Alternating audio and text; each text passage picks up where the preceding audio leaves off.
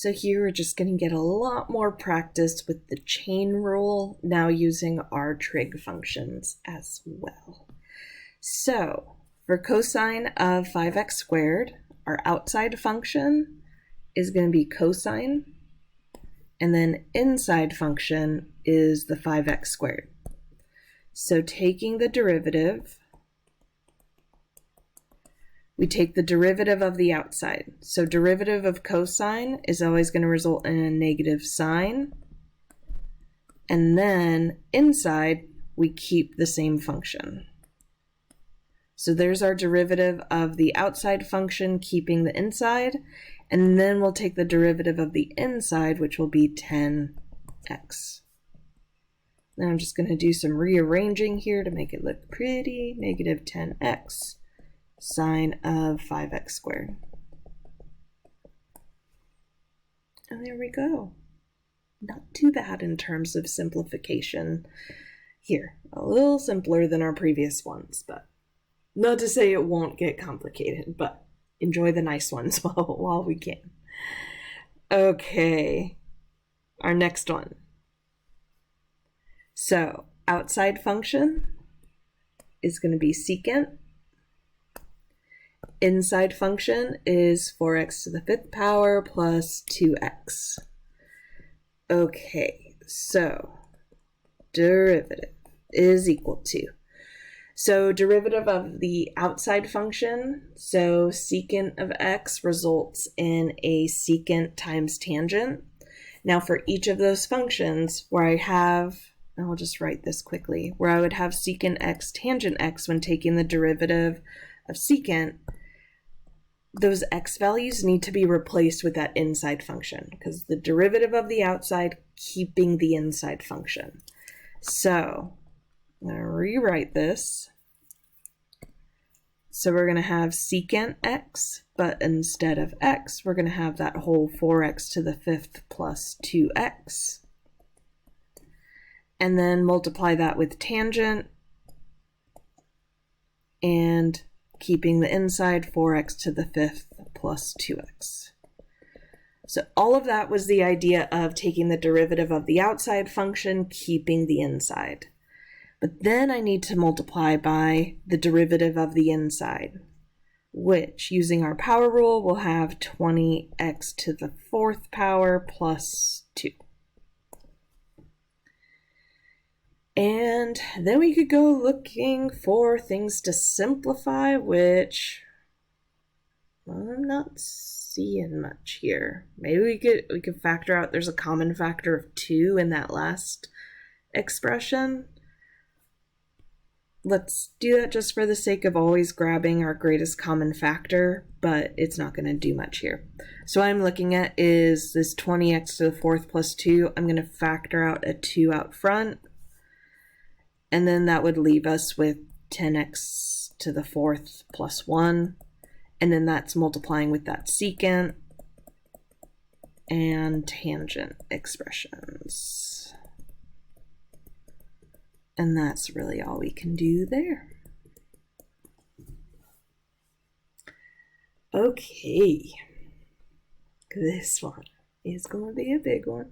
And if you even want to pause the video and try it for yourself first, it's going to have some layers to it, but it could be a good exercise to try on your own. So how I'm going to rewrite this is cosine of 7x squared plus 1 with an exponent of 4 on the outside. So that's a step we want to take whenever we see those exponents on our trig functions. Think of it as being on the outside. We can always write it either way, but in terms of seeing chain rule, that can be helpful. So taking the derivative of this, we have some layers. We have this outside function of raising something to the 4th power. So let's go ahead and look at what that derivative does. So f prime of x. If I'm taking the derivative of something to the 4th power, I go 4 times the inside, which will now have an exponent of 3. And with our chain rule, we say keep the inside.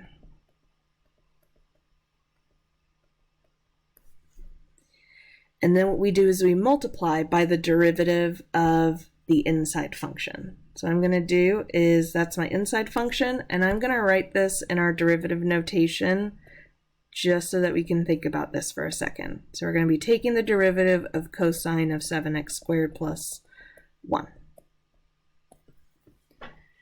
Okay, so in terms of derivatives, this first piece is 4 times cosine. That's done. That's all good to go. What I'm focusing on is this derivative d dx of cosine of 7x squared plus 1. What we're going to have is the chain rule again. So our outside function is cosine, inside function 7x squared plus 1. So in my next step, we have this 4 times cosine cubed out front.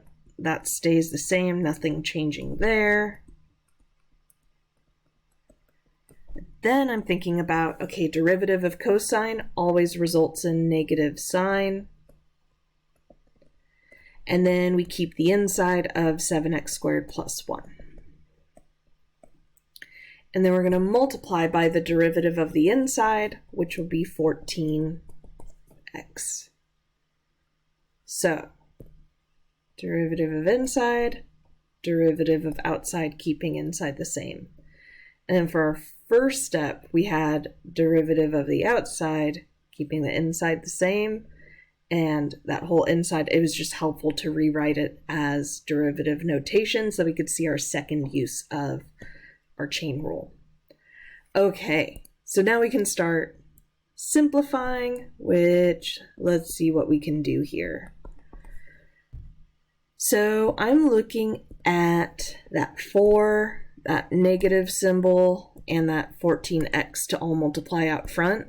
So that's going to be a negative 56x.